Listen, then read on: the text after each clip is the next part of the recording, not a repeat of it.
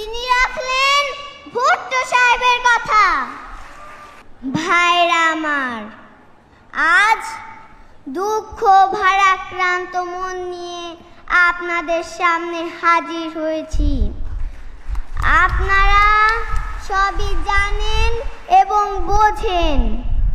আমরা আমাদের জীবন দিয়ে চেষ্টা করেছি, কিন্তু দুঃখের বিষয় আজ ঢাকা, চট্টগ্রাম, খুলনা, রাজশাহী, রংপুরে আমার ভাইয়ের রক্তে রাজপথ রঞ্জিত হয়েছে। আজ বাংলার মানুষ মুক্তি চায়, বাংলার মানুষ বাঁচতে চায়, বাংলার মানুষ তার অধিকার চায়। কি অন্যায় করেছিলাম? নির্বাচনের পরে বাংলাদেশের মানুষ সম্পূর্ণভাবে আমাকে